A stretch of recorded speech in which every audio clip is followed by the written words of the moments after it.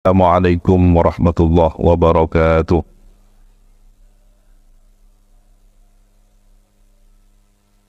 Bismillahi masyaallah la yasukul khaira illallah. Bismillahi masyaallah la yasrikus su'a illallah. Bismillahi masyaallah ma kana min ni'matin faminallah. Bismillahi masyaallah la hawla wa la quwwata illa billahil aliyyil azim. Alhamdulillahi Rabbil Alamin. Hamdan nashkuruhu bil lisan wa nashkuruhu bil janan wa nashkuruhu bil arkan. Thalathatun hiya tukmilu syukran insan. Allahumma salli ala Sayyidina Muhammad Al-Fatih lima ughliq wal khatim lima sabaqa Nasiril haqqi bil haqq wal hadi ila siratikal mustaqim wa ala alihi wa sahbihi haqqa qadrihi wa miqdarihi al-azim, amma ba'du.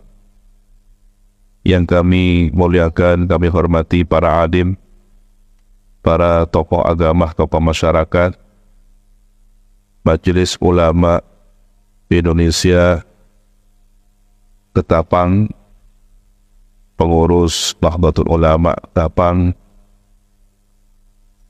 Bapak Wakil Bupati dalam hal ini, staf ahli, dan seluruh forum pimpinan daerah Ketapang, para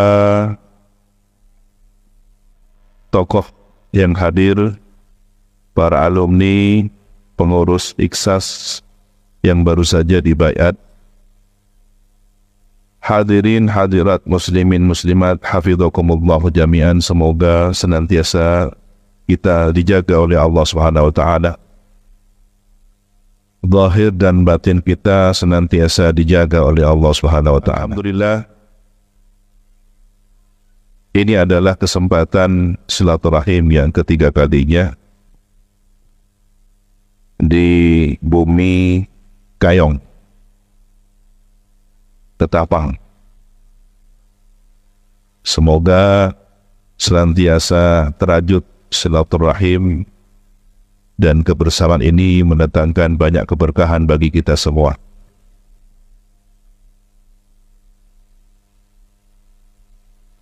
Dalam pembaiatan tadi ada satu pesan yang perlu kami jelaskan, bahwa para alumni yang secara khusus ada dalam kepengurusan Ikatan Alumni Santri Iksas memiliki komitmen untuk selalu memegang teguh fitrah ma'hadiyah. Kalau di dalam NU ada fitrah NU, maka ada fitrah ma'had. Fitrah NU ini kembali kepada sejarah awal didirikan Nahdlatul Ulama, fitrah 26, dan terikat pidato Kiai As'ad bahwa ketika Raden Ahmad Rahmatullah Sunan Ampel semasa mondok di Madinah di bawah asuhan paman beliau, Sunan Ampel dianugerahi satu pertemuan yang istimewa, bertemu baginda Rasulullah sallallahu alaihi wasallam. Ya qadatan ammanaman wallahu a'lam. Dari pertemuan mulia itu beliau mendapatkan mandat suci untuk membawa Islam Ahlus Sunnah wal Jamaah ke negeri yang kita kenal hari ini sebagai Negara Kesatuan Republik Indonesia. Manuskripnya ternyata masih ada, tersimpan di Keraton Cirebon. Kemudian duplikasinya disalin menggunakan bahasa Sanskerta, Anacaraka, di Keraton Yogyakarta. Artinya manuskrip ini valid, membenarkan apa yang telah disaksikan oleh Kiai As'ad saat beliau masih menyantri, mendengar dawuh dari para sesepuh, kiai-kiai sepuh yang waktu itu bertemu entah di kediaman Syekhona Khalil Bangkalan atau di tempat lain. Beliau Kiai As'ad mendengar pembicaraan orang-orang dewasa itu dan terkah bahwa ada manuskrip itu. Yang beliau duga manuskrip ini dipegang oleh Kiai Wahab atau Kiai Bisri Salsuri. Inilah cikal bakal kemudian berdirinya Nahdlatul Ulama untuk mewadahi perjuangan Islam Ahlus Sunnah wal Jamaah dengan segala amaliyahnya, tradisi-tradisi kearifan lokalnya. Lalu apa ma'had? Ma'had itu pesantren. Khittah ma'hadiyah adalah khittah pesantren yang oleh Kiai As'ad sendiri didawuhkan dalam satu ceramahnya. Beliau seringkali mengumpulkan para santri di halaman pesantren, di gedung aula pertemuan pesantren yang biasanya disebut dengan kompolan. Itu pun insidental, kapan beliau berkenan santri berkompol. Lalu kemudian ada kompolan. Beliau datang dari Jakarta, datang dari Surabaya, bawa informasi. Nah, suatu ketika isi dari ceramah komponan itu beliau menyampaikan tentang makna khittah ma'hadiyah. Apa khittah ma'had rijam? Nah, beliau memancing penasaran rasa bertanya para santri. Maka beliau menjelaskan bahwa cikal bakal pesantren khususnya di tanah Jawa ketika itu adalah pesantren Sunan Ampel. Maka khittah ini khittahnya Sunan Ampel, pesantren yang dirintis atas perintah Rasulullah SAW. Berarti ikhsas tidak boleh keluar dari khittah ma'hadiyah yang sejalur senafas dengan khittahnya NU. Apa? Islam Ahlus Sunnah wal Jamaah. Ini yang harus menjadi pegangan para santri. Ada sebagian orang bertanya, apakah tidak terlalu ekstrim kalau bahasa sekarang? Kiai As'ad pernah menyampaikan, tang santri sekeluar dari NU, engkau tak tanggung jawab dunia akhirat. Ini kok sepertinya urusan surga dikapeling-kapeling. Ada yang begitu? Pertanyaan. Bagi kita yang memahami mengqabah mansab wilayah kewalian dengan perkenan setiap orang saleh diberikan wewenang untuk memberikan syafaat setelah syafaatul uzma. Ya, syafaatul uzma dari Rasulullah. Nabi Adam memberikan syafaat pada umatnya, para nabi sampai Nabi Isa memberikan syafaat. Para wali, para ulama salihin, para guru pada santrinya, orang tua yang saleh kepada keturunannya, bahkan anak yang saleh bisa memberikan syafaat kepada orang tuanya. Maka seorang kiai dengan wilayah yang diberikan oleh Allah diberi izin atas kehendak Allah memberikan syafaat kepada para santrinya. Nah, inilah batas wilayah wewenang Kiai As'ad. Jadi beliau memberikan pertolongan pada santri-santrinya yang tidak keluar dari Nahdlatul Ulama. Tidak ekstrim. Mungkin bagi orang yang melihat sisi luarnya saja, ini kok fanatik.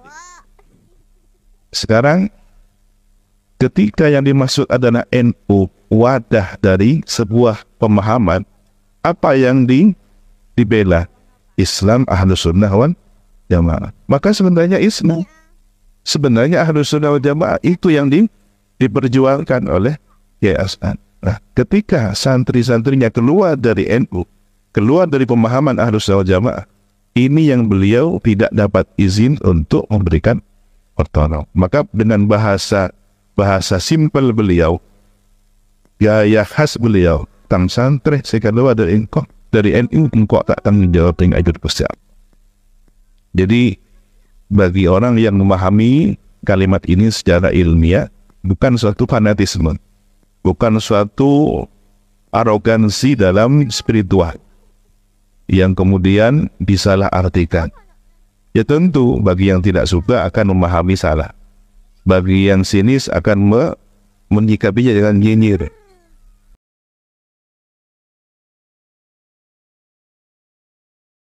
Khususnya Salafiyah Syaf'iyah harus paham dengan konsep ini, dengan pemahaman ini.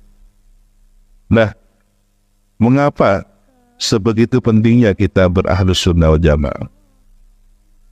Ya karena sejumlah runut hadis yang disebutkan oleh Nabi, ma'ana wa ashabi, kemudian al-firqatun najiyah, kemudian sawatul a'dam, dan sejumlah hadis-hadis lain yang mengukuhkan makna kelompok yang diselamatkan oleh Allah adalah Ahlus Sunnah wal Jamaah.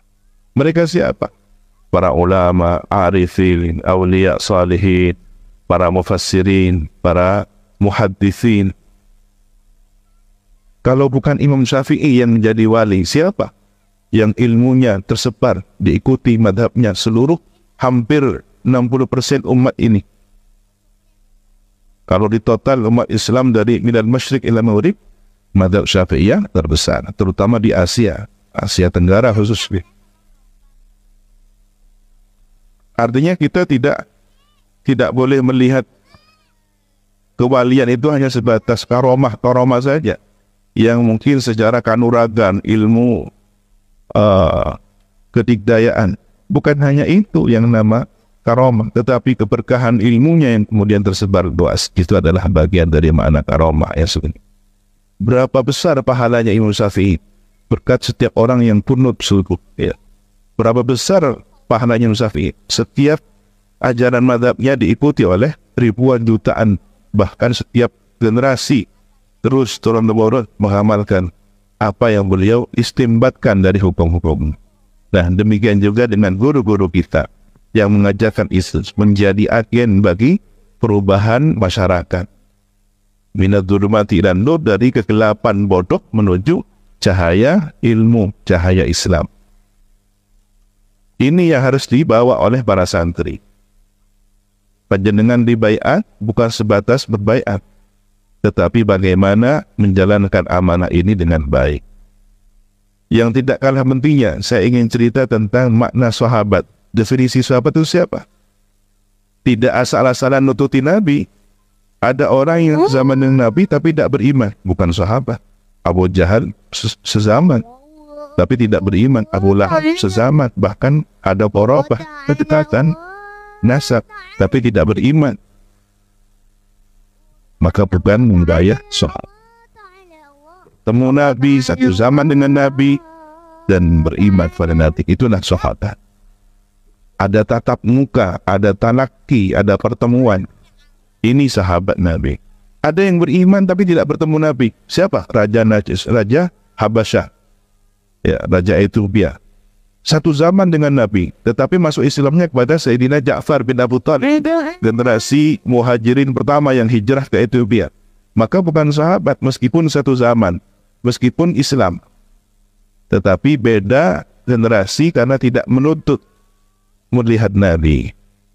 Nabi di Mekah, kemudian hijrah ke Madinah, Raja Najasyi Habasah ada di Ethiopia. Tapi berkah dari keislamannya beliau masuk tabi'in.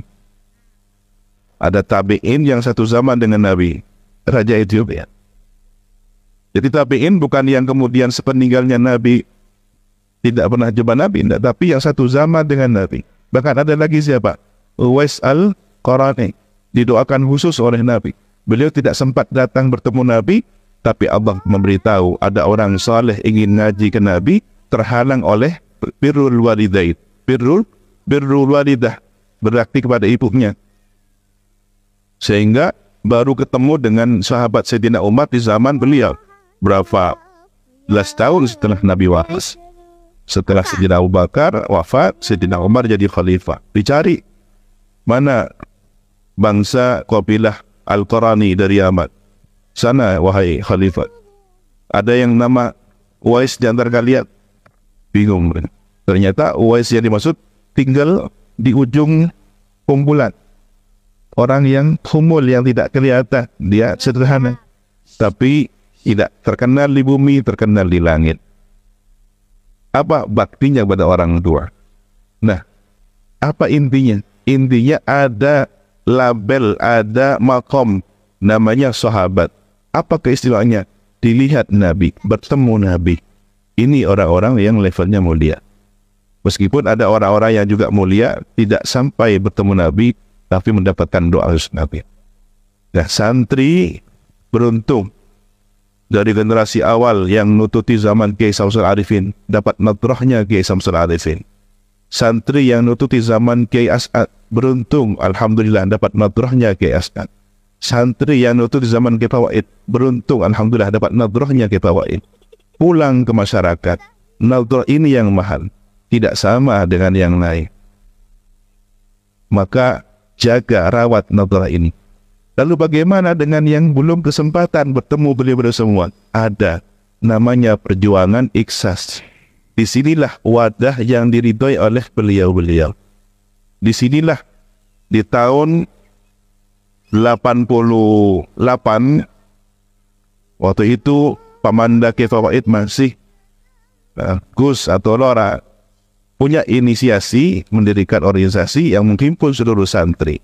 Atas restu Kiai As'ad didirikanlah Ikhsas. Maka wadah pengabdian para santri ini bernama Ikhsas. Dapat nadrahnya Kiai As'ad, dapat nadrahnya Kiai Fawaid. Ini yang tidak sama dengan alumni yang lain yang tidak aktif di Ikhsas. Artinya apa? Ada level yang lebih istimewa ketika kita berikhsas. Semoga kita tetap mampu menjalankan ajaran para masyayikh kita, guru-guru kita, memegang prinsip Ahlus Sunnah wal Jamaah. Salah satunya yang menjadi ciri khas amaliyah di pondok pesantren kita adalah Rotibul Haddad. Nah, pada momentum hari ini, sesuai permintaan, perkenankan kami untuk memberikan ijazah Rotibul Haddad.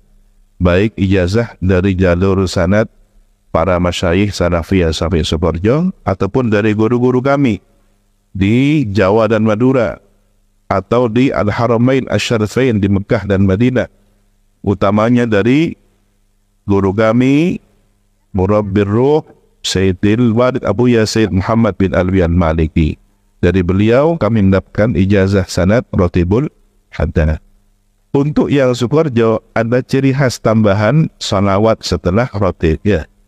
Allahumma salli ala Muhammad ya Rabbi salli alaihi. Itu ciri khas. Ilahi tammimin na'ma alaina.